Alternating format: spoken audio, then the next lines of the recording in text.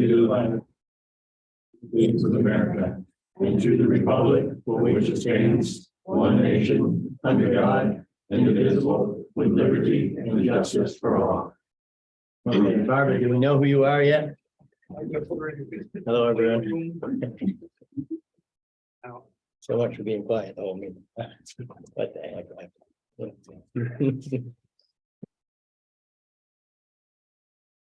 All right, first thing on the agenda is approval of minutes for April 18th and April 19th.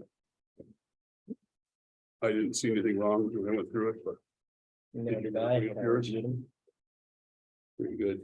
I'm good. Yep, I put in a motion, we accept. I'll second it. All in favor? Aye. That's for both. When you guys snag my agenda by any chance? Where did it go? Where did it go? Where did it go? Right there. All right, okay, thank you.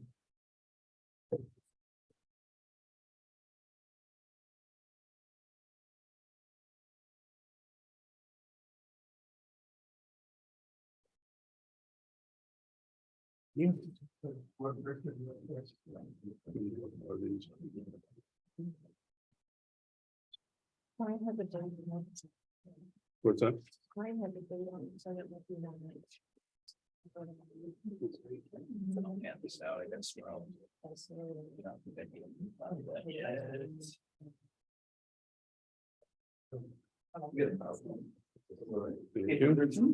Thank you.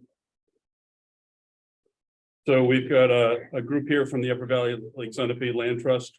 or Regional Planning Commission, sorry. It's okay. Yeah, you know, I get all mixed up when it's just initials. So, Yeah, it's a long-winded name as well. yeah, So hi, everybody. I'm Megan Butts. I'm the executive director over at the Upper Valley Lake Sunapee Regional Planning Commission. My colleague Tim Josephson, also a Canaan resident. yeah. So we're here just to talk really briefly, just about the commission, what we're up to now, and just the various benefits of having us. There is a slideshow. There's not too much to it, so I think we can get through it without too much of a challenge. So the region that we're talking about goes all the way north up to Connecticut to Piermont, south down to Charlestown, and east out to New London. So that includes Canaan. So 27 communities that we are available for. So the way the state statute is written is that there are 9 regional planning commissions in the state, and we are one of them. So we are considered a rural region. So we get funding from a little bit of planning funds from the state. Primarily, our largest state funder is New Hampshire DOT.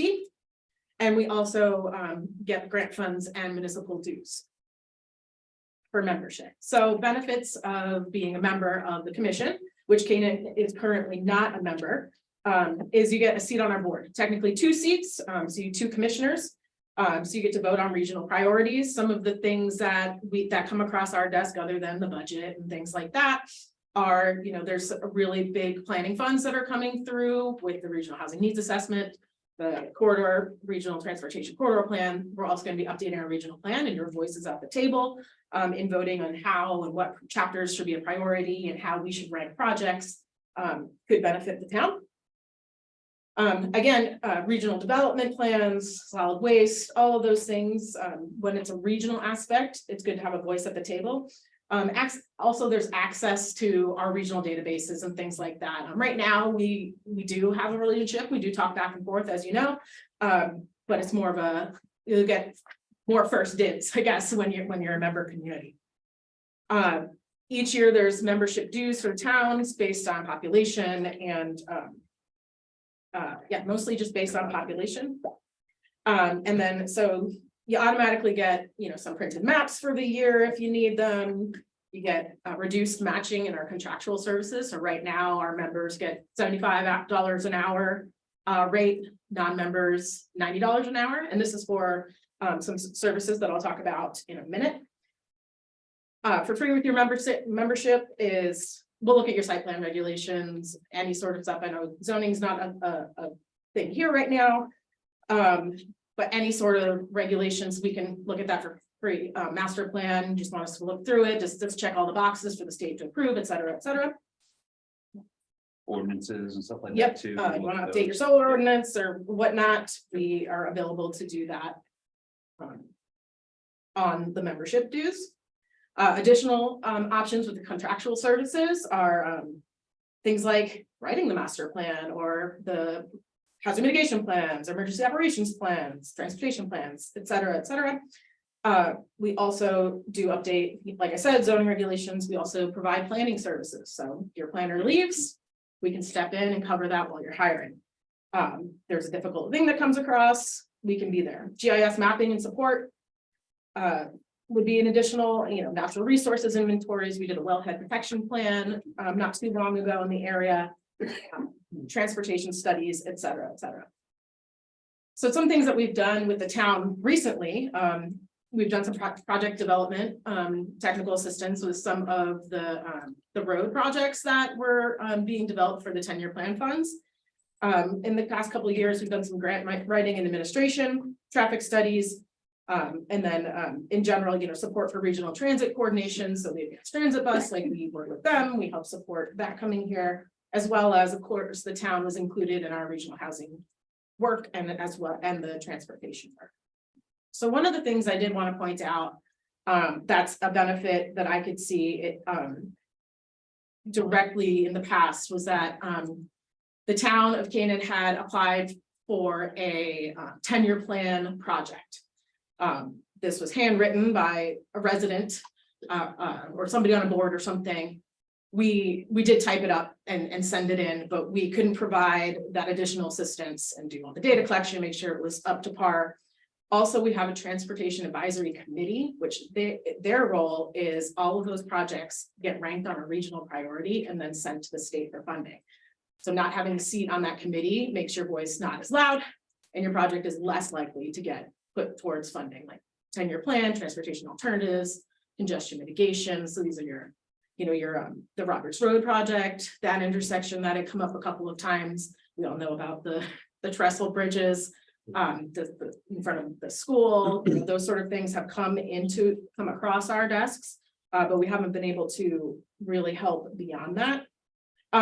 Yeah, I know that's just kind of throwing a lot of information at you, kind of just talking about the breadth of all the different things that we do. You have a handout there. But really, we're just here for questions and to say hello and see your faces and finally get out of the town. Appreciate it. So Megan, the two seats, how are they made up? Is it we elect them or we appoint them? How does it come? It's appointed by your governing board. Yep. Yep. Okay. Yep. So it's not necessarily select board members. Nope, it does not have to be. It can be anybody from the town. Yep. Okay. And their role is 6 meetings a year.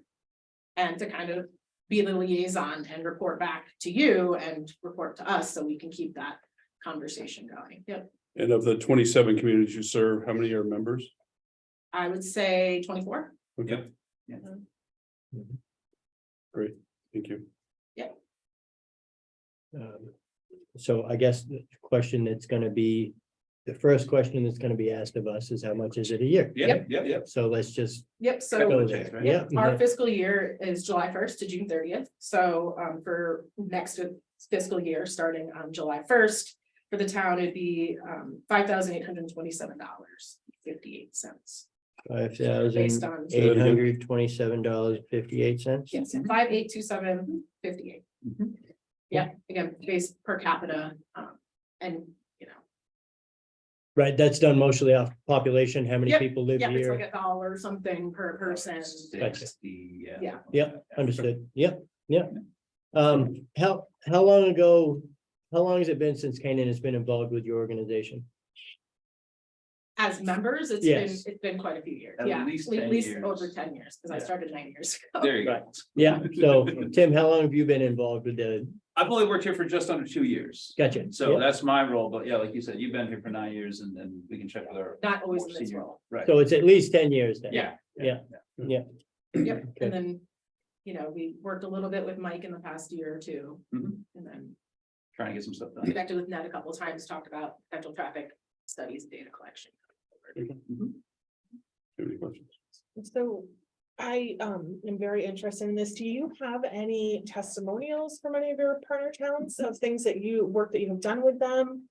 Or that you maybe could email to us so we could read? Yeah, like same size, same Yeah. type of interest. Yeah, Yeah, Absolutely, yeah, so The only other communities that do not participate right now are Croydon, actually Croydon does They do. participate now, is Grafton. Grafton and down south. No, it's just Grafton. Oh, just Grafton, okay. Yeah, So even the smaller communities, Canaan being a larger community with, Route 4 is pretty. Yeah. Yeah, we can absolutely. Mhm. Or say, hey, talk to, so-and-so, the next town over or something. Okay. Great. So I know you touched a little bit on grant writing and that sort of thing. So what services, if we were members, or what services do you offer to your members in form of grant research, review, writing process, and that sort of thing? Yeah, so we do grant writing and administration for some programs like the Northern Border and CDBG, which I know Okay. has been of interest here. So like those type of economic development projects, which primarily we just do the writing and, the administration. But then when it comes to projects that are, in the transportation realm, for example, which is one of our expertise, we bring you through project development, grant applications. We'll read the NOFOs, the notice of funding, and, kind of walk you through that. And can kind of bring you all the way through and also administer if need be. There's a lot of different opportunities flying around. So we have a list of, when the deadlines are, who's eligible, and Okay. that sort of stuff. Yeah, Yeah. some of them depend on the grant. It just depends on like how intensive they are and Mhm. yeah, And- if it's in our expertise area or. Yeah, And also, and like everybody, we have a limited capacity to do what we can do. So first come, first serve when it comes. Anybody else have any questions? John, Thomas? I'm assuming, related to the capacity that given the grant expertise that you already have. Mhm. That to some degree, there are templates that you already have, so it's not like necessary, unless it's some brand new grant that, that might be, but that you've got basically some sort of, you're not starting from scratch. Right. And when it's coming from a similar funding source, like the federal, but they're all the same. They all ask the same questions and it's the same type of paperwork that we're familiar with. So yes. Yeah. Pretty plug and play sort of stuff. A lot Yeah, of and times. dealing with the website, that is a pain, and having all the right attachments, like that's where people go wrong with grant applications is you forget to get something signed or, something like that. Yeah. Megan, you brought up your fiscal year. Is that when we'd have to join, or is that, can we join anytime or? Anytime. Okay. Yep. That's just the next one. If you're feeling really gung ho and wanna jump in right now, it's like $900 for the next 2 months or, something like that. So yes, it's so we send a letter out and Okay. say, with some more, the information again, call us if you have some questions and, ask. What was the dates again for the fiscal? July. July 1st. Okay. It's the start of it. All right, great. I appreciate you guys. I'm sorry, go ahead, Thomas. Yeah. I wasn't sure I understood this, Megan. Obviously you have a lot of expertise in transportation. What about economic development? Yep, so. we are Yeah, so, working. yeah, so I work primarily with community development block grants, which is why I say CDBG. We primarily with those, and right now, I administer one for micro enterprise out of Sullivan County. So working with River Valley Community College, working on people who are like very, very incubating businesses, like they have an idea for a business, they don't know where to get started. RVCC helps them out. And so like that's a grant that I wrote. But I worked with RVCC. I said, these are the things I need. And then I took it all together, compiled it, and then, submitted it. Our grant writing fee comes out of their award and all that sort of thing. There's a different one I run through Northern Borders, where I don't do any of the writing on it. We just administer it.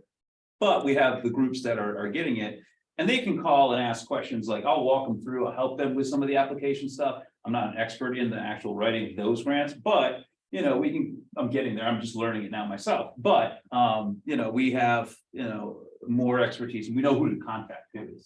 So your hourly fee, or whatever your fee is for doing the grant writing, et cetera, would come out of your. Yes, and many, so CDBG, yes. Yeah, CDBG, yeah, it depends on the grant. Some grants are like you write in your grant writing fee into the award, and like that's one where it does, so. And, you know, we write economic development strategies and planning, like this actually Grafton County is included in the North Country strategy. Because there's every region in New Hampshire has to have a different border, as we know. But we work closely with them to help, you know, our Grafton County communities as well. Megan, how's the 5827 paid out? Is it one lump sum, or is it monthly, or is it quarterly? How's that? One lump sum is the most common. Okay. If that's a challenge, Yep. But I don't know if it is or not. I just but asking. So in the past, we have, you know, done, you know, two separate payments or quarterly. All right, Every year's different for every community. Yeah. So. Right. yeah, absolutely. Right. Yeah, honestly, I think you guys nailed That's good. a bunch of it, yeah. I'm just curious if there are opportunities for road improvements in Canaan. I know we're trying to do some paving, Mhm. and is that maybe something that we could address? Yeah, so, you know, when it comes to paving road surface, we have a whole system where we can, you know, do data collection, and then we can help the town use their paving budget and kind of, you know, kind of show on a map how they can touch the whole town over 10 years and bring that up. That's a really collaborative approach, and it's just one of the things. You don't actually do the construction or anything like that. But yeah. Yeah, I know I had to take a couple of pavement courses. Yeah, Some of it just sticks in your brain. The last thing I do want to say is the dues, the membership dues are about 10% of our budget, and we use that to leverage the federal funds and the state funds that we get through the grants. So it's kind of like, you know, how nonprofits have that, like every member of the board, if you 100% board donation, you know, kind of leverages your grant. It's the same idea. We'll match these dollars to bring more money to the region. gotcha. Yep. Sure. Awesome.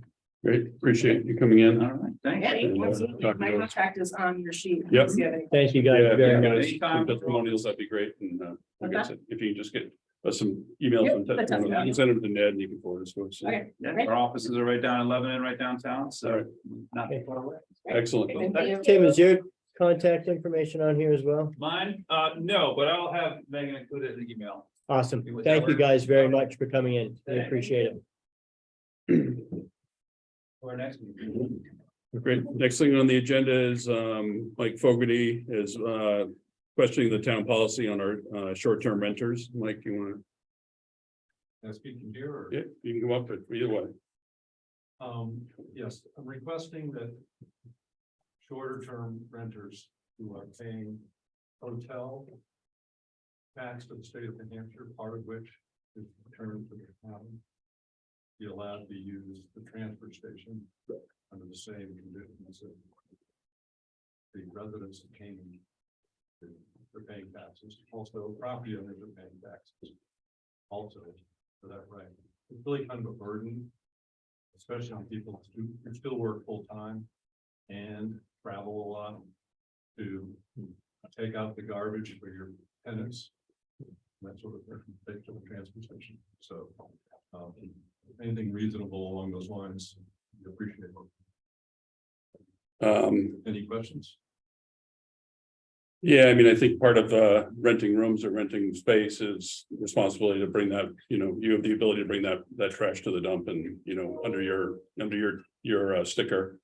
You know, as do I do the same thing. I don't require people to bring their trash or take their trash out, so. Well, I've been getting lots of, you know what travelers are? They're Traveling nurses, traveling Yeah. nurses, but there's a whole class of different groups, you know, rent basically for 3-month periods. That's the most common. Renter. They too, like mostly renting through VRBO or Airbnb, and they're paying hotel tax. It's some of which comes to the town. good. Hang on, Hugh, is there something that would prevent you or people in your situation from having a can that they have on, so a small dumpster that they have on their facility?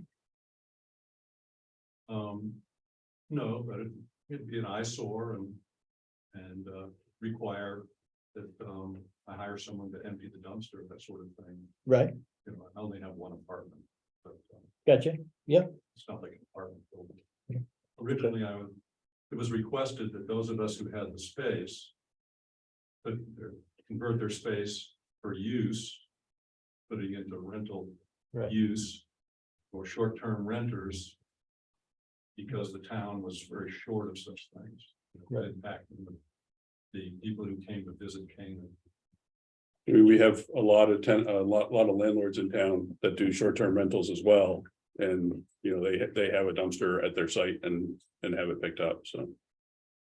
Hugo, what did you Kind want of to say? where I was going with that whole thing is one of the stipulations, I believe, so they correct me, is no commercial trash in the transfer station. When you start turning the business into rentals, then you start becoming commercial.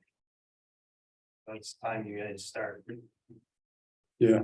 It's not a long-term residential thing, it's a short-term thing, it's like, I guess, I see your point, Hugh, but I guess I'd have to. I see your point, well, if they start running the thing year round and you have a set of traveling nurses in there for 3 months, you got another set coming the next 3 months, next set coming the next 3 months, next set coming the next 3 months. yeah, I understand that, but it, You know, I it's guess- not just like it's the summertime, couple Right. months here, you're talking these year-round things. but it's not a restaurant or a commercial. Yeah, I don't know, that's a dicey one, right? I'd have to, yeah, that's I a can good ask. haul, I can haul a tractor trailer, as long as I don't take money for it or exchange anything, I can haul that thing around country wherever I want, say it's recreational use. Right. As soon as I start taking money for it, guess what, the feds want their cut and I get off my license. Mm. Yeah, We're such a small town, we're not talking, thousands of people here. I would think anything that would encourage people to take their own garbage to the dump would be strongly encouraged. As somebody who goes around and picks up garbage on the road, and we all see it, I mean, it has gotten horrendous anywhere you go.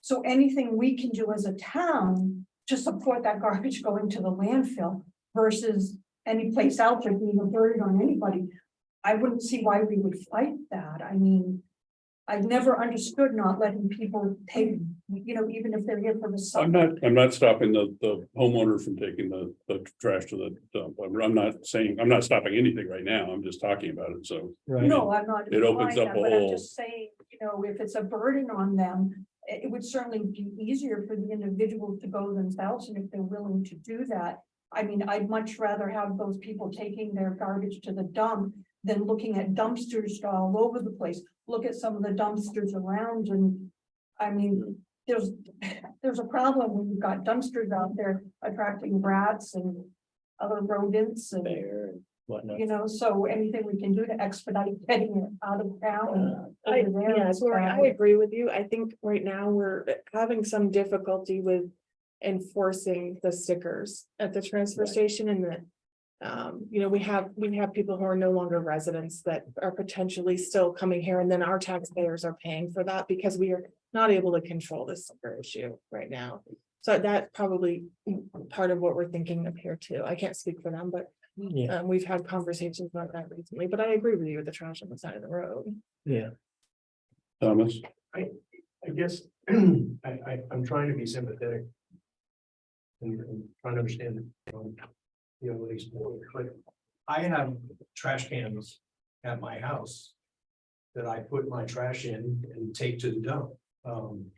I'm assuming if we're talking about rentals, we're not talking about a dumpster, we're talking about. Whether the landlord takes it or the renters take it. I'm assuming we're not talking about massive amounts of garbage. We're talking probably one garbage can or two a week. I guess from my standpoint, I don't understand how that would be a burden on the landlord. Who's making money on this. As opposed to counting on someone who's going to be here for 3 months, has no connection to the community, has no incentive to really care. That's just been the thought. I think,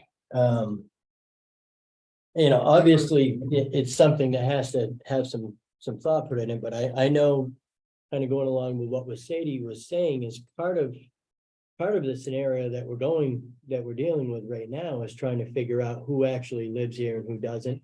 And how would we know for sure that short-term renter, I mean, that's an area of it where I can't seem to, Think of a bunch of solutions.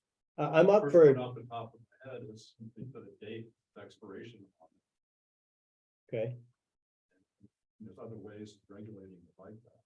Could also have them put up a deposit, a return upon. I know you like having it attached to the car, so it can't be right, given to other people, but, you know, my renters aren't gonna be handing out their, you know, plus, what you're suggesting is that because there's some problem, that the renters should be, and the landowner, the property owner should be penalized because you guys have a problem. no, I'm not suggesting anybody should be penalized. What I'm suggesting is we need to figure out an amicable solution for all of us, No, I just. so mean none of us get penalized, It's like they're being penalized. They're paying hotel taxes. right? They ought to be able to. But if they stay at a hotel, they take their garbage out and they throw it at a dumpster and the truck comes and takes it away. Right? You know, but. So that goes along with that hotel fee. It's included in the fee for the Walk hotel. around the that month. village picking up trash around the dumpsters. Ah. All the time, continuing. I understand. I mean, I pick up trash on my road as well. So thank you for doing it. And I get it, right? So, and I am certainly not trying to be argumentative with you and I don't want to come off that way. It's just, there's a lot of different angles to this. I mean, and one of the things that I'm learning here is something that seems like it should have a pretty easy avenue. When you start dealing with 3,700 people or so, then it becomes kind of muddy. So we're trying to make sure that we make decisions that are based for everyone, right? So it's nothing, please, I'm not trying to be argumentative. Yeah, Key thing to understand, if this is approved, literally every apartment could come in and ask for stickers, so it could go to like, not just one person, it could go to dozens and dozens. And a bin from Casella is, you know, the largest bin is only about $75 a month. They generally throw in the recycling bin for free, which is zero sort, so it's excuse me, so we have some other conversations going on, as Sadie alluded to, about the stickers. We haven't changed our sticker color in a couple of years, so we have a lot of stickers out there. If you spend any time at the transfer station, you see people pulling through, and luckily we have JR who recognizes almost everybody, but if you try to match up cards and stickers right now, it's a disaster in my opinion. It's a mess. Hugh, you want to say something else? Yes, there's quite a few people from around town that move out of town that you see coming in there. The other thing is too, is I think focus on this more of the short term stuff versus the long term. So you take somebody a long term apartment, a lot of times they're going to the town office, registering their car in the town, getting their sticker then, and then going on to the transfer station. So it's, you know, like that's a lot of it opening up for all the apartments and stuff when they see this coming out. And it's, you know, there's with that, yes, they're paying that tax, that room tax, like Dan said, though, it's like you go stay in a hotel and you get that, you're pitching it in a dumpster somewhere. So, Mike, I just want to talk about it a little bit. I want to try to figure out how many people we got that are doing 3-month rentals like you're doing right now. Well, that's what most of it is, but you know, always get somebody who just wants the week of start with graduation. Yeah, but you're not making them bring their trash to the dump, are you? No, only. It's only the long people that are here for 2 or 3 months, or. Yeah. And you're getting a discount because they're there for 3 months? Yeah. Yeah. Yeah, my weekly rate is lower, my monthly rate is Yeah. even lower. Okay. Thank you for listening. Yeah. Thank Appreciate you. it. And it's definitely something that, you know, we've been, The more we learn about the transfer station, the more we don't like it, but. yeah, absolutely. Yeah. Yeah, thank you. And ours, Thank you for saying that. Absolutely. Next item on the agenda is authorization to apply for Grafton County Pandemic Emergency Relief Fund Grant. this is the as provided in other. This is a meetings, 50. the 50,000 there's two pieces to it. There's the application process, and then it's 2 pages, and then a single page write-up that'll go along with it. I just need your authorization so I can submit that later this week, to hopefully, knock on wood, get us $50,000 to purchase some additional equipment for the transfer station. I just want to proofread this and make some edits maybe, so Yes, if I can, As well. I'll get it back to you by, you want to get it in by Friday? yes. All right, So do you that. need a motion to approve once it's edited, well, to approve submitting? yeah, we can do that. Good call. So moved then. And I'll Seconded, second. all in favor, aye. And, Aye. well, can all of you get by Wednesday, tomorrow? Yeah, I'll look it over tonight. Oh, sure. Yep. Thursday at 3 o'clock will be Thursday at 3 o'clock. really more than You got it. sufficient. We'll Thank get it. you. Yep, thank you. The next is authorization to issue New Hampshire Division of Historical Resources Moose Plate Grant Letter, intent regarding additional improvements to the freight shed. Who's talking about that? I'm here. Judith is here? Hi, Judith. Yeah. Hi. Great work going on there right now, by the way. Oh. Yeah. Yeah, I just want to say that we have received 3 grants. The first to repair the roof. The second was to take care of the sills, and the third was to work on some of the elevations. But time and costs rose enough so that we asked and were permitted to use the grant that came in for the sills plus the grant that came in for the siding to be used for the sill work.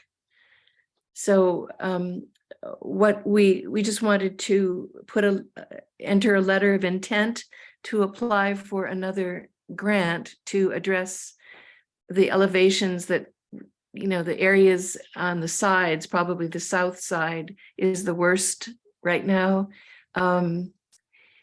We can at least try, because Mascoma Valley Preservation and the town of Canaan have already received 3 grants. It's quite possible that the committee that reviews them won't want to give us another. So, but we can at least ask. Okay. And that's What- where we What's are. the Timing on that, Judith, just out of curiosity? Well, the letter of intent is due on Friday. It's just a very simple online form. It's pretty easy to complete. It's no problem. The application for a grant is due in June, and for some reason I'm forgetting the date. What we're now pretty familiar with Amy Dixon, who manages that grant. She doesn't make all the decisions. She's just the manager at the state level for the grant. And she said, well, you know, send in a letter of intent and we'll get in touch with her once those have all come in, and she'll let us know whether it's a good time or not to complete an application. She'll know after the 5th how many really good projects are out there and how much money Moose Plate has to spend. And if she says, you know, you probably won't have much of a chance, we'll pay attention to that. So it was a year ago that we put in for the last grant? Yep, Okay. yep.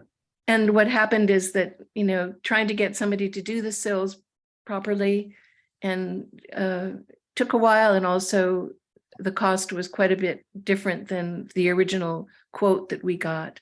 So we did ask if we could combine the last 2 grants to take care of that project, which is going on now. Yep. Yep. Yeah, it sure is. In the rain. Yeah.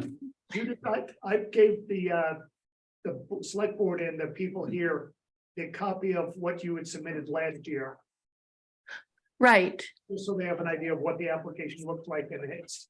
Yeah, they would have got, yeah, except for Sadie, they would have gotten it. And yeah, and also, I'd certainly, we've always shared the application with the select board. So the town would get that before the application goes in.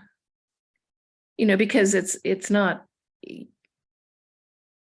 It's a partnership. The town owns the building and we're facilitating getting the funds to take care of it at this point. Judith, who acts as a project manager for the freight shed? If anyone at all. Well, I'm probably the most local person, but Andrew Cushing and I probably consult the most about the work. This approach is based on kind of the understanding that first you take care of the roof, then you take care of the sills, and then you take care of the siding. It's a matter right now of taking care of what we can before the building just, gets in too terrible condition to even do anything. Sure. So I guess you could say I could be the project manager, but we don't have a hired oversight really, if that's what you're looking for No, or asking about. actually, no, was just curious if there is one kind of point person or a couple of people. Well, I could be the point person. I mean, I'm minutes away and I probably have been the one between Andrew and I've probably been the one to talk to the contractors the most, certainly with Leon Shabbat and now with Stanley Grayton. Understood. And really the reason, well, multiple reasons, but where I'm kind of going with it is one of the things, I am in agreement with trying to save this old building. So first, let me start by saying that. But then there's a concern that we make sure that the funds that we're applying for are going to certain areas. For me, there's a concern. So I guess what I'm getting at is, at this point, we've used up some of the Moose Plate grants. We're hopeful that we can get more, but we actually had to combine two of those grants to do a single project. That's correct. So what I am hopeful for as we go forward, that we don't have to do that anymore. And Yeah, you're looking probably for it would have been good to have a better estimate a couple of years ago. And then, which would have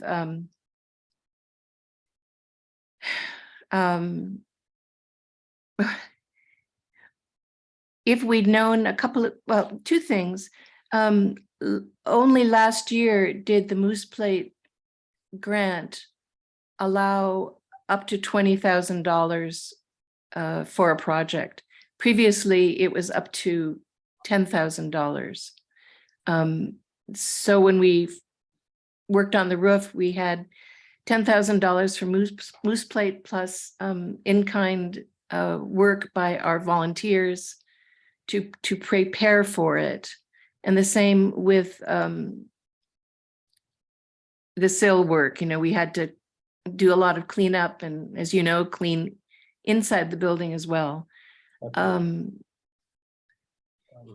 guess I would just, I would like to see something put in place so that hopefully doesn't happen again, so we can take these funds. Right, so that we know better what the cost would be for, well, in order to submit a grant, we, as you've probably seen with the previous grants that the Selectboard did receive, that we needed to include in those the bid by the contractor. Right. So, because, and so, yeah. And so with that process, Judith, did the contractor come back and say there are change orders? Did the contractor come back and say it's been too long since my bid? So- No, I don't necessarily want to get into the details right now of the what we were working with to get the sill work done originally. But just to say that between that time and involving Stan Grayton of 3G Construction, it took a while to get somebody else to come and be able to, we actually spoke with 3 contractors to work on the sills, and Stan, I'm really glad that he was able to do it. Yeah. So I understand you don't want to get into the details, but that leaves me under the assumption that what we did is we asked for, let's just say 3 bids, and we chose to go with the least expensive one. No.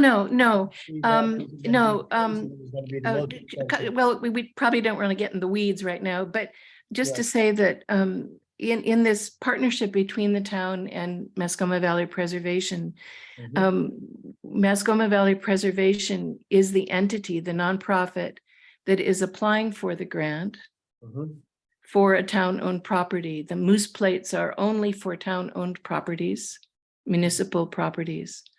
And so that's what we've been doing. I think in the past, the option was whether the town would want to be the applicant or whether Mascoma Valley Preservation would be the applicant.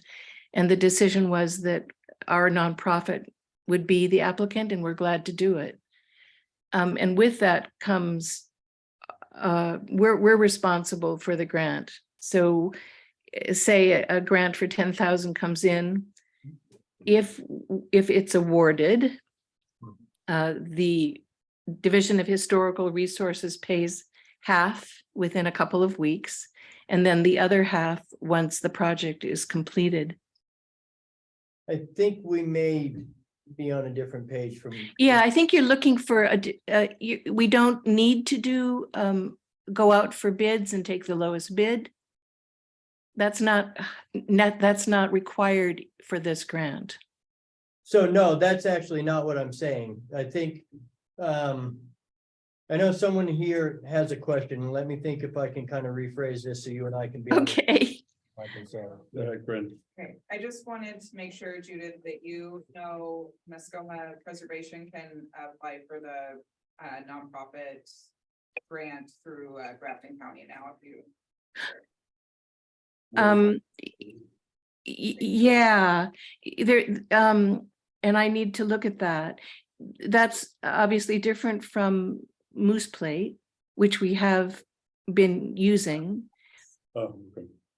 So that's just an ARPA fund situation is what Corinne just said. Well, there's the, well, don't you want to get into that? There's the community center investment fund, but there's also the one through Grafton County, correct? Correct. So Grafton County approved a bunch of money, and they just released the application for nonprofits to be able to apply for $1,000 to $20,000. And you can just fill out the application for whatever you plan to use it for. Yeah. Thank you. Thank you for reminding me of that, because that kind of that floated above my brain and recently, and then I didn't get back to it. Thank you. I'll take a quick look at it quickly. So I guess, Judith, maybe it's just, I get to the long and short of what my concern is. My concern is, and I'm not saying that this is what somebody has done, but look, being in the contracting game, and I've seen a couple of these things happen with things to do with town money since I've been on the board. And what I'm concerned about is somebody submits a bid that they know is a dollar amount that will get accepted. And then once they get on the job site, they say that they need more money in their team. Oh, yeah, that has not happened here. So That has not happened here because we've only now, Leon Shabbat was one who gave us more work than we paid him actually. And Stan Grayton, no, they know they have to give us a bid. And they know that we aren't able to provide more. Again, this is not town funds, but no, they're not In fact, Right. Stan's going to be doing something that he said, no, we're not going to charge you extra for this because it just has to be done. They're very well aware of the constraints. And yeah, Except for one of those constraints, and again, it sounds like I'm being argumentative, but I'm no, just. no, not at all. Go ahead. Because it sounds like one of those constraints got put aside when we realized that we needed to take some money from this Moose Plate grant and combine it with this one. So Well, it's a different contractor completely. So at some point, somebody must have came back and said that funding doesn't, those funds. No, that actually didn't happen. We just, I'm not going to get into the details of who it was or That's why I anything. have to just keep guessing, so. No, at no, some point, you and I- that did not happen. cup of The coffee. person who first gave us a bid for the sill work, we have not been able to reach. And, it- Right? you And know, then that just who's happened. actually doing the sill work needed more money to do the project, right? No, no, actually, we did our best to communicate and we weren't able to get anywhere. So that meant we had to look elsewhere for somebody who could do the job. And so we did, well, we got in touch with at least 3. Stan was one.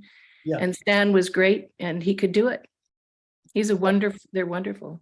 Could he do it for the same amount originally quoted, or did he need more money because he actually had a real business and knew how to bid the job properly? That's what I'm getting at. Oh, well, I think both individuals had real businesses. All I can say is that we're glad that Stan was able to work with us this year. Thank you, Judith. I appreciate you. I appreciate what you're doing on the building, but I don't feel like I'm getting any answers, so. Oh, well, maybe you and I could talk separately. I could, I'd be happy to have a cup of coffee with you, Judith, so I can. or have- give me a call and, you know, I could perhaps answer your questions better. But a large part of how I base my time on this select board is transparency, and this is a conversation that we're having at a public meeting. Sure. You take time for their evening to step out and hear what it is we're talking about. So Oh, you and I sure. can go and have some private conversation behind that. Oh, yeah, no, I'm not. And again, I mean, I know that we're taking Everybody time here from was- your meeting tonight, but I'm happy to explain anything more that I can. It happened, that's all. Yeah. No. The original bid that we got for the sill work turned out to be unreasonably low, and between that bid, which we didn't know at the time, but between that bid and another couple of years later, Right? we were able to, you know, speak with 3 entities who could do the work. Actually, Stan, Judith, yes, I I'm don't, gonna- I don't think you and Dan sitting down is a bad thing, and maybe we could lay out a timeline of how the 3 grants have come to be and how that money was spent. oh, sure. I think we still want to move forward on you guys Yeah. being very much involved with the freight shed. I Yeah, think that- Dan is just questioning just the process a little bit, that's all. Sure, I'd be happy to explain the process for Moose Plate grants. It's all very, That's not the Clear. process that I'm questioning, Judith. So somehow there's a disconnect. So we between- can bring that back to the board and Dan can lay out the timeline, okay? sure, thank you. I don't think we need to spend any more time tonight, though. Thank But you. thank you very much. I'll share whatever I do with the board as I have done in the past with the grant. I'm not making a motion to do it until I find out how the money's being spent. Well, the money is being spent in a very simple way. If we are awarded Moose Plate funding, and again, it's Mascoma Valley Preservation is doing, it is the grantee. The money comes to us. And then we pay the Stan Grayton, for instance. That's, Understood. yeah. Understood, Judith. Yeah. So you want to put in a letter of intent for Friday? Is that what you're looking for? Yeah, it's a very simple letter of intent.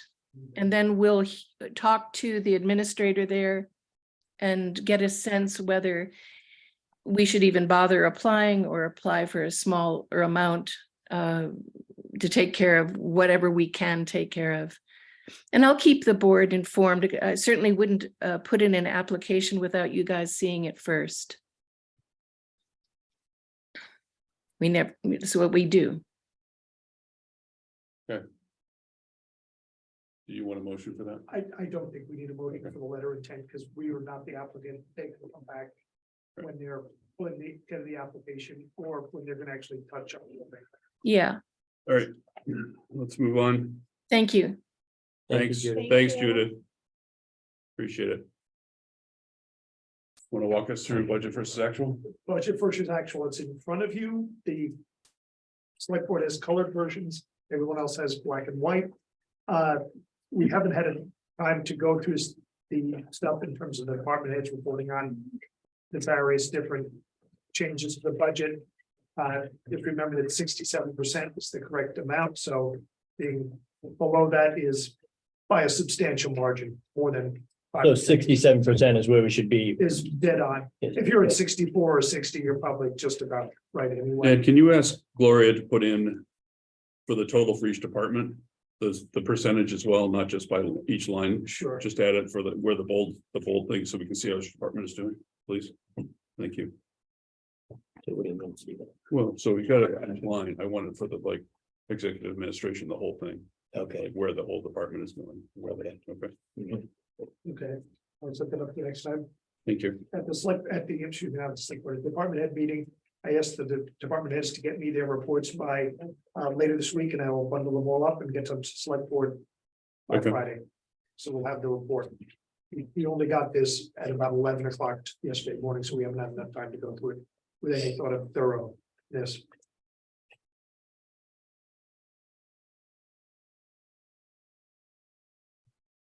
Right. You gonna walk through it, or you're gonna go? I can walk through it, but we haven't had enough. I think you should wait for the report from each department head. Okay, There's a lot of it will be sort of stuff that's already been recognized as being over budget, like I'll just use the example of some of the electricity is over budget. That's notable because it was winter time. We use slightly more electricity then. Another one is like salt and sand. Those get used more in the, the winter time periods. The other items are like the, some of the dues, software and support. Once- that are once a year. one-time deals. question on the electricity, since you brought it up.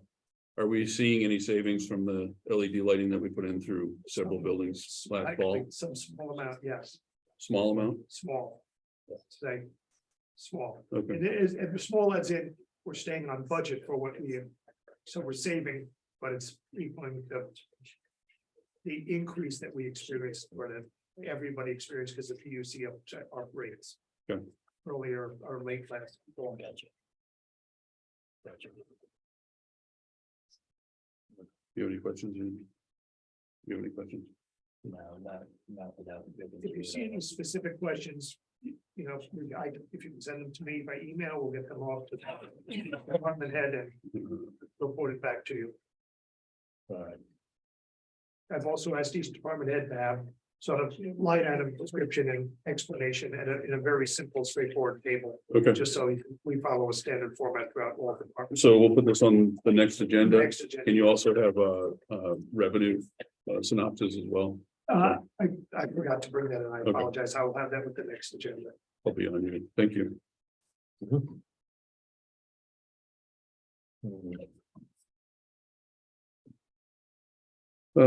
Next item on other business, permission to post signs around town for a walking tour of Canaan on June 25th. Or June 2nd to 5th, that's you, Corinne? Yes, so, for the commemoration of the fire, we're going to put up, it's basically a piece of wood with a stake, and a piece of paper about this size, and I'll have a picture of the building that was there before the fire and any little history or label or anything like that that we have. Yep. So that people can walk around town, kind of see what the town used to look like. We're planning on doing a few like before and after photos and that sort of thing. And Is so there gonna be a guide? Are they gonna be numbered? Is gonna be a guide? Just out of there will curiosity. be a asking. map. Yeah. That will be numbered. And so it'll be like a guide. If we have time, we would love to just put together like a website, Yeah. a little guided tour kind of thing, but we will at least have maps available for people to. One of this has come up in discussion at a couple different groups that I've been sitting in, and one of the suggestions that we have, and we'll see if we can make it happen. But we have talked about going to the high school and reaching out to maybe the history club, or the honor society or something like that. And see if there are any high school students that would like to come down and be part of the walking tour through Canaan. Great. So, not only will that build involvement in the community, but that can then be something to put on their resume if they're filling out a resume, for community service, but then it just gets some involvement. So I know Deb Davis sits on the committee the group that I'm on. I think she's looking into doing that. So would you guys be Yeah. with that? If we I think it's great. Okay. So, Right, so I'm happy to put them out and pick them up, but we thought Friday through Monday would be a good amount of time to have them up. Okay. And Tom and I are working on getting all of those, most of the photos have been scanned in, we're gonna scan in some more. And then any contributions as far as history or anything like that, we're happy to any Awesome. help we can get. That's- Great. Thank you. Yeah, this is a great idea. Thank you. Mhm. Next item is a request for Canaan Green Up Day to pick up trash on our town roads. So that's also me. I was emailed by Jenny Lepore, and she and the Conservation Committee were out on Earth Day picking up trash, and it was a lot. She's contacting the DOT to ask them if they can help us out with like Route 4 and 118 and some of the state roads, but she wondered if we could be doing a little bit more to encourage people to do some traffic pickups in town. And also there are a couple of people who have been doing this on their own time a lot. Mhm. And she wondered if there's anything that we could do as a town to sort of give them some recognition, thank them for what Sure. they've done. I mean, I'm all for it. I know Earth Day had to be some better communication because I think the bags were just left. Nobody notified the town crew that, they were there. I mean, they saw them obviously and started picking them up, but there was no communication there. Right. Um, I know I have a friend who just picked up a few on her way to the dump on Saturday. yeah, Recommend. So yeah, we definitely need, anything we can do like that. maybe reach out to Dave Schindlinger. He was Sure. putting out barrels at one point. And did that for a couple of years. I don't know why he stopped, but he had some barrels on some of the back roads and, Excellent. that he had out there too. So, Okay. Thomas. Two quick things. One, I know the Conservation Commission every year on Earth Day does that, does that cleanup and maybe there needs to be better communication from the Conservation Commission to the town, but Cody is online, so hopefully we'll communicate that to the Conservation Commission. The other thing I would say is, I think Corinne's idea about recognizing folks is a great one. I would simply ask that maybe the town think about, there are an awful lot of people who volunteer their time in a lot of ways. Yeah. And maybe at some point that you consider down the road doing some bigger recognition of the folks who do volunteer their time in innumerable ways that make a tremendous contribution that doesn't cost the town any. Just be nice to I have agree. some sort of annual recognition. Yeah. Yeah, kind of a volunteer appreciation day Yeah, or something. maybe something around Old Home Days. He's in our old, in our community center. Yes. That's all. Great idea. So I guess I don't have a problem with organizing more roadside cleanups. I think, the more organized it is, the better we could do it. I mean, obviously there's a need for it because we all see it. So. Yeah. Okay. So, Excellent. It just amazes me getting off of exit 18 on 89, how that corner gets filled up every week. It's, It just gets more difficult as the summer progresses because the grass gets higher. Yeah. I Right. know for 4-H, we do it we did it a couple of weekends ago, so that Sure. before it gets too hot. Right, and she did want to point out that, there are a lot of people that help like the 4-H group does a lot, and Cardigan Mountain School does clean up on Canaan Street and that sort of thing too, so. If we could just find a way Do to, they want to pick days? I mean, that seems like it would be the better way to do it instead of everybody going out there at random. I think we have. yeah, I'm happy to reach out with her and see what she's thinking as far as organizing. So And that we maybe can make- Cody as well, and- yeah, because I and- mean, they've done some offline stuff too for that, so. Yeah, I'm gonna be talking to Cody soon anyway, so I'll just kind of get it organized and I'll send an email out and let you guys know where we're at. Sorry to target you there, Cody. He might be raising his hand, but we don't know for Yeah. sure. I'm sure he is. No, you're good. Sitting patiently here. Awesome. Great, thank you. Excellent. If I could add to that, I've been emailing Jenny Labori, is that, I don't know if that's how you say her name, but and we've been communicating, I connected with her because of Earth Day. I didn't make it because I was out working on the trail system, but we've been communicating and kind of brainstorming other ways to get the town cleaned up. Because, Earth Day was great, Right, but the trash has just gotten out of control, like it's hard to keep up with one road. And there's a lot of people trying to help, but there's more people trashing the town and the whole state really than there are picking it up, unfortunately. And a lot of the people that have been picking it up for the years I've lived in town, we're all getting older. Right? And so a lot of those people aren't able to do it anymore, and I'm doing what I can, but as is everybody else. But anyways, we were just thinking of different groups. I had contacted David Stacy because I knew he was, active in Boy Scouts at one time, and there's no Canaan Boy Scouts troop anymore. He said the closest one was Enfield. Mhm. I was thinking of reaching out to the snowmobile club since we're a little bit slower in the summertime. Maybe they, do a day and pick a section of the road or something and do something. And Jenny had recommended the school, she's gonna write a letter to somebody at the school system, see if she can get any of the classes together to help Yeah. out and maybe adopt a section or something. So if anybody has any other ideas of any groups or organizations or individuals that maybe want to get together periodically, it's hard if there's one day and you're busy with something else that day. Like I know the church I used to belong to, they adopted a section of road, but they do it all on Mother's Day weekend, which is busy for us with two mothers still alive, so it's tricky, but if well, anybody one has day any, is not really quite enough to keep up with it, so maybe we can schedule something. yeah, So, yeah, I will give you my card and we can be in contact as well. yeah. And individuals too, if you had a section of road, like I finished Roberts Road recently, which was the worst I've ever seen it in the years I've lived here. And it took me many hours to get through that road. And so I've started on Orange Road, which is, I made it to the town line of Orange last year. But that again was through, many hours, different days and stuff. So it'd be nice to have like a team to get together, and it doesn't all have to be on the same day either. But it kind of neat if we could get through to, Mount Cardigan parking lot. Because so many people pass through our town to go up there and hike. And it's just an eyesore and it's an embarrassment, Right. Unfortunately, those are the people that are leaving the trash there. And it's not all of them. Now, I know it's not all of them, but And many yeah. hikers, I belong to many hiking groups.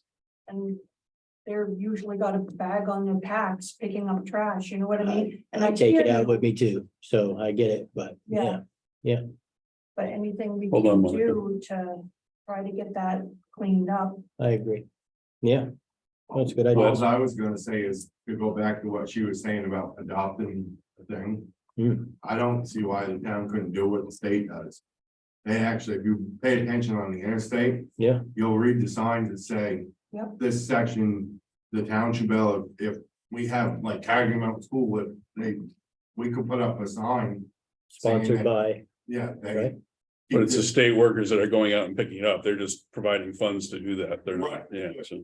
I'm just saying it might draw more people. And you guys wanna recognize the people that are doing it. What's a sign cost? $50?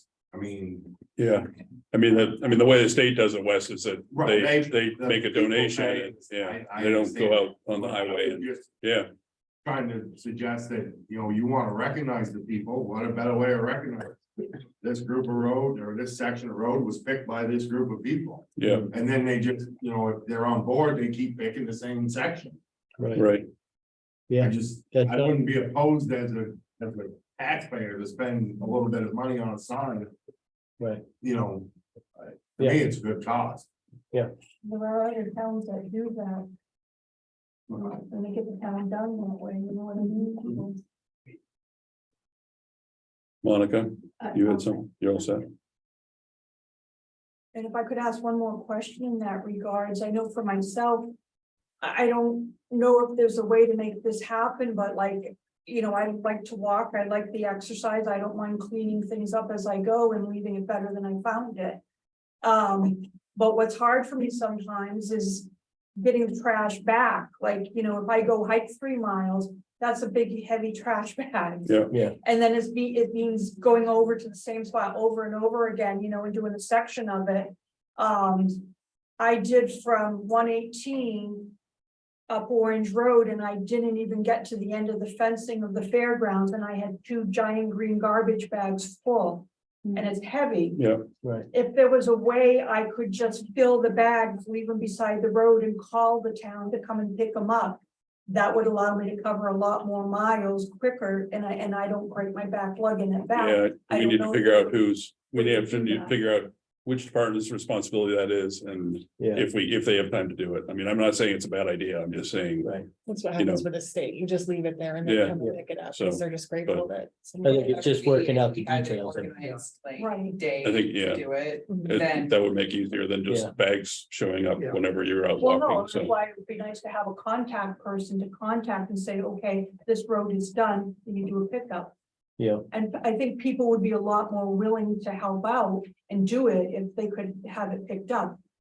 If we didn't happen to have a truck, Right. I would not be able to put that trash Right. in my car. Mhm. And it made quite a mess of my truck, which my husband was not happy. But anyways, people that don't have a truck available, it's certainly much harder, but it's not, doesn't mean they're not willing to help.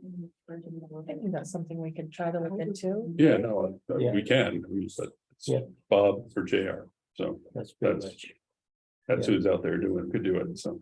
And Jerry is on vehicle, so He's doing the cemetery. we just have to figure it out, I mean. Yeah, and we need to probably. That could be a full-time job, which Yeah. maybe it should be, but I I know would, Bob picked up yeah, many pickup loads of trash after Earth Day, so absolutely. it was.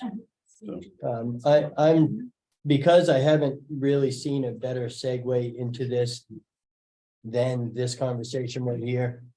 If there's anybody listening that either does this or knows somebody that does this, so I do a fair amount of walking as well. I walk all over the town, the rail trail, all the above. And it's pretty disgusting how many green or blue feces bags, dog poop bags. So as somebody who walks a lot, I would rather step over a pile until a couple rainstorms wash it away than look at a spot where you've stopped and picked it up, put it in a bag and left it there for someone else to pick up. Because it is astonishing how many bags are sitting along all of our walking trails and all, and you obviously leave it there with the intention to have someone else pick it up. So I'm not saying I want dog poop all over town, but I'd rather have dog poop than plastic bags. So if you're listening, if you know somebody who does it, I mean, either carry it out with you or kick it off the side of the trail before you put it in a bag. But it's pretty disgusting. And I would guarantee that if you started at Potato Road and walked to South Road, there's no less than a half a dozen bags in that one section. It happens a lot. So this was a perfect, at least bright blue and bright green. I mean, it's just, yeah, it makes no sense. So. I mean, the worst part is that my son does 118. We do it a couple times out of the year. Yeah. I think the worst thing that we are finding more and more of now is the needles. yeah, Constantly. So And we we try gotta to be explain careful. to a 10-year-old why there's so many needles Right. is enough. I mean. Yeah. Yeah, so that's another aspect of it too. we found them Interesting. we found them on our property before too, so. And they're not mine. How many? I guarantee about 300 needles. Yeah. This was way before it's like that's happened too. Yeah, sweet. Playground. It's. So I shouldn't be griping about the plastic bag. No, it's- But I mean, the plastic bags don't go away. That's, Right. Right. the poop will go away, you know? I don't know. So John, thanks for coming in. Just want an update on the water break that was on 118 and hazardous waste. Thanks. Sorry, I'm sitting in the back. That's big Dennis.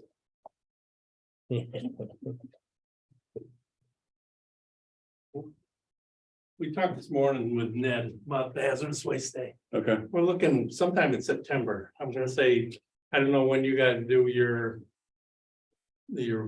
basic, what is it, the yard sale day? Yeah. Would probably be the week before the yard sale day. So Okay. like, that's like the 21st. I think Would you're be the right. 13th or somewhere in that week. If we do both of them at the same time, it kind of, It's too much. it's Yeah. too much. It's Yeah. too much. What happens is people get mad because they want to do the yard sale and they want to do this. Right, So, Mhm. okay. okay, Is one day enough or is it, one day's enough. I mean, Okay. yeah, lately, because we've got it all drawn out Yeah. now. okay, You know, it's not like when we did it the first time, we're literally, I mean, we were you got flooded. yeah. inundated. Yeah. I mean, it was, we Now, really it's got. not usually 10 years worth of a collection. Oh, it's well, 10 we, months. yeah, well, we did Right. grafting the Yeah. first time. It was just unbelievable. Yeah. It We is. just got unloaded on. Do we need a crew for that? Just, I mean, I We know we you, have see two you and Mike, people, but, yeah. We have two volunteers that help us, okay, that help us every time. Brett Steven, Stevens up on the hill helps us. He's a regular. okay, And then probably one other we're gonna get, probably Jason will help us too. okay. Okay.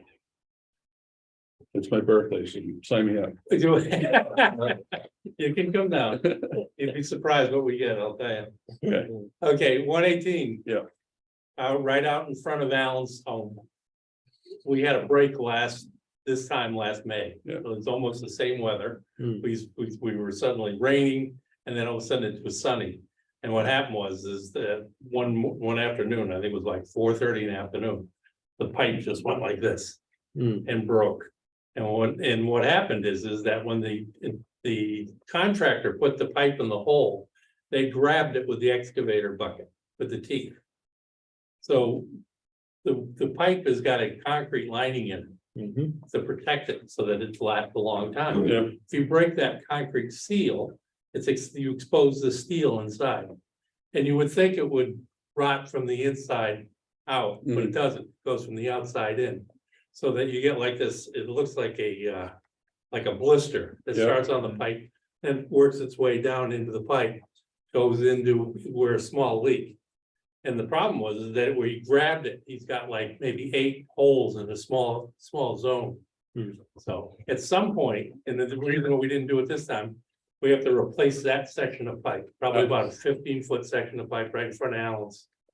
So that we want to put a valve in there. So they were supposed to put a valve in when they installed it, and they never did. So that we can control, the other valve is right down here in front of the firehouse. Yeah. And there's supposed to be a valve right where Allen's is. Okay. And then the other valve is right up at the end of High Street. Okay. It's right down and then you can see where the water was. Yeah. Pooling today. So the reason we couldn't do it because of the rain, I mean, that hole was filling up so fast, it was like. You know, the water would come up like this. Yeah. So high, I mean, so fast it was going. Need to do it during a dry period, stretch it out, put a valve in there and then close it up. Get that section of pipe replaced. so you only think it's 15 feet? Why do you I'm think it's gonna, like- wait, the pipe itself is 20 feet long. Yeah. The regular ductile is 20 feet. We found the same thing down beside Larry's house. Back in 14-15.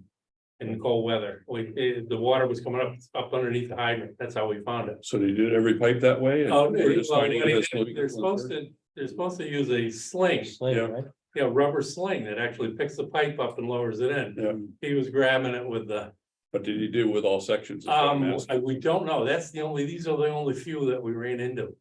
And it's kind of interesting because it's right where there were connections made.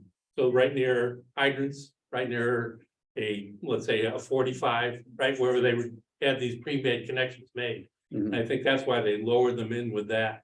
The regular other ones, we don't have an issue with yet. Or it almost, right, just for the sake of brainstorming, it almost seems like maybe they had to reach in there and pick that pipe up and down a little bit. to Exactly, get it to fit. So and they didn't sling it again, they Yeah. just reached in. and- reached in and grabbed it. Hmm. And then, you know, with the teeth, you wouldn't think you'd hurt the pipe, Yeah, but what happens is the concrete on the inside chips, sure. and that's what happens.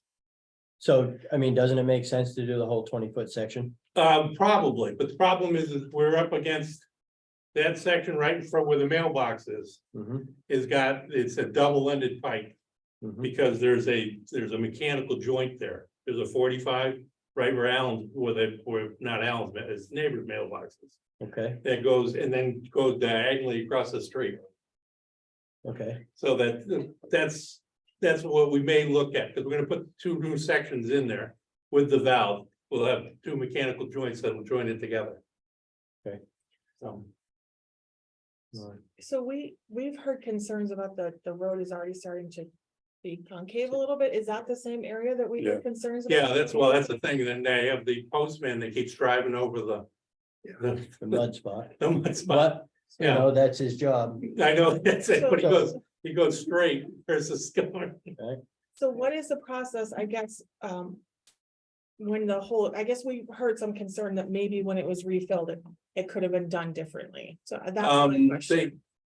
They could have, I mean, the rock, but the thing is, the hole itself, we had the water coming up. As we, you know, we couldn't pump it as we were filling it. So that the water was coming up on it, so that basically, until it dries out, that whole area, I mean, you go in Alan's backyard, the water is up, actually, you can see it today, the water's up in his driveway. So the water underground is up probably 6-8 inches from the top. Right How now, deep is that pipe there? that is about 6 feet, 5.5, 6 feet. So will it be redone, or is it that it might not have been done properly? We're gonna have to do it again? It's gonna need to be redone, as I said, but the thing is that we have to get in there and do that section, the whole section. Like much similar to what we did over here. So who comes in and does all the dirt work and refills it in? That's us, that would be the our DPW. So it would be So, the highway? Yeah, Bob, I mean, that's the thing, yeah, Okay, yeah. I mean, if when you're working a drier hole, you can actually bring it up and actually compact it a little better. But when you're working with it, everything goes in mud as soon as you're dealing with it. So not using gravel or bringing. Well, with the gravel, it goes, I mean, the minute it gets in there and that water's coming up, it goes right to mud. What John's talking about is as you as you place the pipe, you place it in a safe cradle or a bed at the bottom of the hole. Then you put on some overlaying sand. Yeah, and dirty dirt, sand, And yeah, then you can pack it down with Yep. compact. and then you can go up another foot or so and you compact again, another foot or so to compact again. When it's full of water, you just hurl everything back in and come back. We hope to for the it. best. I mean, Yeah, that's and you come back later. we were in there and we just had to wait for us to get down to that 6-foot level. We dig to 4 feet, the water as much as we could, take the rest of it out, or get down the water as much as we could, get down to. And that's with being able to shut the valve off, that was Yeah, just this rainwater was and just the groundwater. the groundwater that was coming out of the Out of- swamp. Right, yeah, Yeah, I mean, it's that's. wet, right, I mean, it's wet. Yeah, I mean, his backyard is basically, it's a drainage area that goes up between where Granite State and Yeah, Northland. Northland is right there. The subsurface water is moving, Right. essentially Yeah, sideways. well, it's actually, you can moving see right here. sideways. Yeah, I mean, it's, Westland. Wes,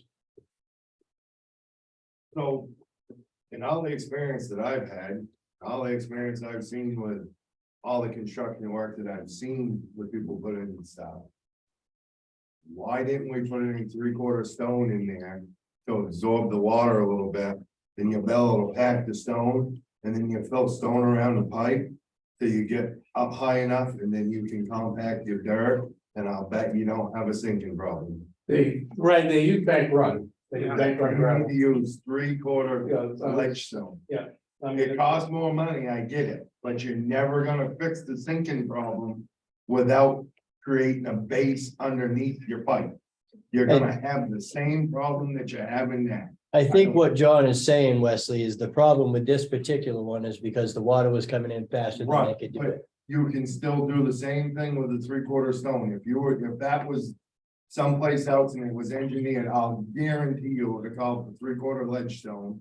They would have built it up so much, they would have packed around the pipe with it. They would have had a mud sucker in there trying to suck the water out as fast as they could. But you're still able, the stone doesn't create mud. The stone will act when you know, vibrate it. I understand. And you feel, that's the only way you're gonna solve that. If you don't do something like that, you're always gonna have a sinkhole there. Because you've gotta compact the material as you put it back in. I mean, it's just how it works. You gotta use 3/4 stone, especially if you're in a wet spot. I mean, and I'm gonna guarantee you, I don't think Bob had anything to do with this, because I think that broke before he was here. I think it was the other Bob that was in on this. He's probably gonna tell you the same thing. He's been around enough to know. Yeah. But you have to, unfortunately, I know it's more money. You could spend Well, $2,500 in stone. right, it's not more money if you gotta keep fixing it. Right. The only way you're gonna fix it, you're gonna have to put stone underneath it. Yeah. I mean, that's just, any contractor you talk to will tell you that. Look, I don't necessarily disagree, Wes. But I also know that so I don't disagree, but I also know that I have to try to give the benefit of the doubt that our guys are trying to do what they can with what they got. But going further, I have, some suggestions on how we start kind of making these things more of a permanent fix too. And John and I have chatted a few times about some of them. I've talked to Bob about a little bit of it. I think the select board is kind of on the same page about trying to just make some suggestions going further with these repairs. But I also am sensitive to the fact that you can only do what you can do when the water's coming in so fast and that's what we've got to work with at this point. So, but I do think going further, Let's have a game plan and, emergency stock of stuff if we have to. I have emergency stock everything. We didn't go out and buy anything Right. on this repair. good. Yeah, I mean, that's, Yeah. we were lucky in that. But even to Wes's point, stone, if that's what's, I'm not an That's engineer. not under my control. No, I know, You know, but that's, I mean, let's, we we need to have a three-way conversation here Yeah, and I'm get not Bob a, into it too, so, I'm not the design engineer that does the, Right, that's, understood. understood. Yeah, you're, They're talking about emergency setup stuff. If we're not using that black enclosed trailer that was being used and bought for the hazardous materials, be hauled all the way to Rutland's. Maybe it's time we start looking at that trailer. Somewhere we can store our pumps, store the wraparounds, store some actual lengths of pipe, a K-12 with some extra blades in it. So discharge or suction hose, when we have a water break, we go on and hook up onto that thing. We have 95% of our materials that we need for our pipes around town. Instead of having to play the runaround to go get stuff. And your pumps is serviced after they're used last, so we're not running out to Lebanon to get a pump because our pump won't start and run. John, can you put together a plan for that? maybe? Yeah, I mean, I think, a good suggestion. And we do have that trailer and we're not using it for anything right now. I mean, your quickie wraparounds, if we have to get in there for a day or two to get a wraparound, we got a funky piece of pipe, something else breaking down. But we need to start, we're starting to run into these more and more and more and more. Every time we start touching that pipe, we're gonna start breaking it down around the house replaced. And we're seeing it. That spot was just done a year ago. Right, I was on vacation, I didn't see, but I've heard basically the wraparound kind of failed, moved, then we ended up bumping it down the line, so. I'm not gonna sit here and money more quarterback it, but we need to start being a little more proactive about this thing, especially with all these water projects. I'll tell you honestly, I came back that afternoon and I went way up around, because I didn't want to be involved in it at all, because I've been involved in those, and I didn't want anything to do with it. Took the high road, Vacation. yeah. Yes, sir. Look, I don't disagree with the fact that we should have. I mean, in the couple of years I've sat on the board, I mean, how many water breaks have we had in town in the last 2, 3, 4 years? Half a dozen, Yeah. Right. Well, the force main, that was another one. That was the, right? Yeah. So it doesn't seem like a bad idea to have, especially with the vehicle situation. That Yeah, you I'm find gonna yourself haul it in, with right? the- It's yeah, not with the hard to fit. put all that in your little car in the I'm gonna junk. put it in my fit. So, I have nothing to haul it right now. So. right, We've got the trucks to haul the trailer. Yeah, Let's worry about that. right. All right, Well, that was the question. I just want to get more information. So we Yeah, can that's, start I mean, coming up with we're gonna some have to plans here, so. go in and repair it. I mean, it's gotta be Yeah. done right. Yep. Yeah. And then we're gonna have to put a valve in there to have better control the water up and down that street. Where does the valve from High Street? It's right there on the corner. No, but where does that That, shut off? Does it come this way? it comes this way. Okay, We, on our prints, doesn't even show.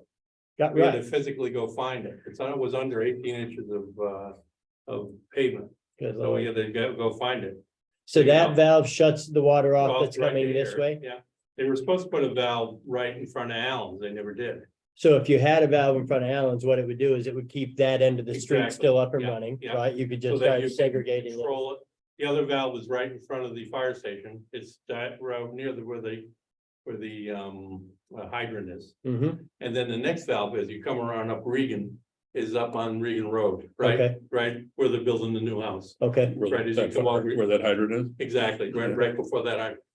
okay. So that And that would allow you just to break it off in sections, shut it off. in rather than sections. shutting the whole street down. Understood. All right. All right. Anything else for other business? All right. Thank you very much for coming. Yes, Patty.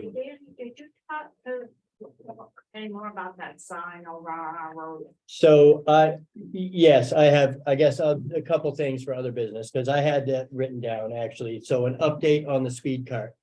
I did get with Chief Porter, and as we speak, the speed cart is at the highway department and the guys are trying to figure out what the heck is wrong with it. I was over at the highway department yesterday, seeing what was going on, and it's in the shop. They're actively trying. Between all of the other 100 things a day that are breaking down, the guys are trying to get the speed cart up and fixed. Before you go on, so I have heard people complaining that the police have been stopping people on Goose Pond Road. And they're all upset because they've been out there actively stopping them. They need their ticket. They need, So- they need to have someone over there. I don't. Well, I think they have, is what I'm saying, Patty, is they've had people there. Yeah, they've had, And they've they've just- been on 4 and yeah, so. they may not be getting the couple, NASCAR drivers that are going through, but To their. It started about 5 o'clock. They really get going at 5:30 yeah. AM. By 6 o'clock, they're wide open. Yeah, but there are a couple specific vehicles that are going through. I mean, one of 6 them, o'clock this morning. it was a blur. So, but They're really But fine. yes, so we are, the speed card is in process amongst with all the other things, so it's on the radar. Which, one of the things I had written down, we're talking about signs and that they're not that expensive and on and on and on. So I was wondering how I go about asking as a taxpayer that we could get some sort of signage. That is the longest straightaway on Goose Pond. It's got, there are, at any given day, a half a dozen kids that are playing out there. There is livestock out there. There is a small farm with some free roaming chickens and geese and ducks across the road. And that is absolutely the fastest I would dare say. I mean, look, I haven't gone out there and taken surveys, but if you're going as fast around the backside of the pond as you're going when you go by my house, your car is not going to still be in one piece when you go by my house. So I have to assume that they're going fastest through there than they are. Mhm. So is there any way maybe that we could put a sign that says, slow down, children, livestock, something at each end before the horse farm and by the bridge, something like that. I'm okay with that. I wanted to bring it up. So, Because we've had the chickens have got wiped out. yeah, there's a lot of stuff that's getting wiped out. And I'm certainly okay with that. so is I that don't think it'll do something? any good, but I'm I'm certainly not okay with it, positive so. it will do any good either, but at least it's one more. But it's Step. something that So was is in that their something- attention For a while. Is that something we put a motion in on, I think Stephen we or need Ned? to- or- we don't need to know I'll if we speak need to to- Bob about, we have to meet. The legal standards, right. Standards. Yeah. But I'm sure there's an existing sign and we can purchase one. It'll Okay. be white background with red or black So you lettering. want, no, you don't want speed, you want. Right, just, social. Caution, The yellow one, children it could be and yellow. livestock, something like It that, could be right? the yellow one, so. A yellow Yeah. one, right, just as Yellow. a standard. And then So I also was curious, where we're at on the School Street situation with the one-way situation on School Street. I mean, it's been months at this point since we were asked about it, and it's been a few meetings since we voted on it to have it. I think that's something that needs to be done sooner than later, please. We did the Upper Valley Lake Sunapee. Have we done anything more I about think that's what I've got. the people's, the mess around people's homes doesn't seem to be getting. So honestly, we sent letters out last fall. Yeah. And I have driven by some of the properties where we sent letters out. And it may not look to the average person that things are getting cleaned up, but if you take the list that we sent out and you drive by the properties as a whole, there's a big difference. So there are several people that really took that letter and are making a conscious effort. Is it everyone? No. But quite frankly, on my end of it, I would hope that they all would have done it, but my expectations were that some would. Yeah. And it's at least met my expectations that some of those people that got those letters realize and are making a conscious effort to clean their property. And we'll revisit with John Bergeron about updating that list too, so because Yeah, his group is the one that puts those together as far as the right. square footage and all that stuff and the sides of the building, so. Now that the snow's gone, Yeah. the leaves gone, Right. they can get a good I will- series I of will follow photos up and with John on whatnot. that, so. That's what I had. Does that, One up Yeah. on 118, it's really dangerous. there's quite a few, honestly, Mom, but we can only do just so much, you know? Yeah. That's what I had. So, Yep. good. Thank you. Thanks, Dana. Thanks, Patty. Yeah. All right, need a motion to go into non-go, sorry. May 11th. Registered. So do you want, I am not going to be able to be there because that is a planning board meeting and I have to be at this next planning. I board have, meeting, no, Isn't it? well, then it's not bad because it's. And I think we can probably do this after we adjourn. Okay, So, yep. Are we at that point? To go into non-public, Make a motion to go into non-public? I'll second. all in favor? Aye. Aye. Thanks, everyone, for coming. Thank you, Appreciate the guys. support. Thank you, John. Great. Yeah. Do we want John to stay for this? One of the things you and I spoke about today, Stephen. Stay briefly. Stay for a second. You need to- Okay, stay briefly. I'm not going anywhere. I said, I don't think we talked today. We talked yesterday. Thank you, everyone.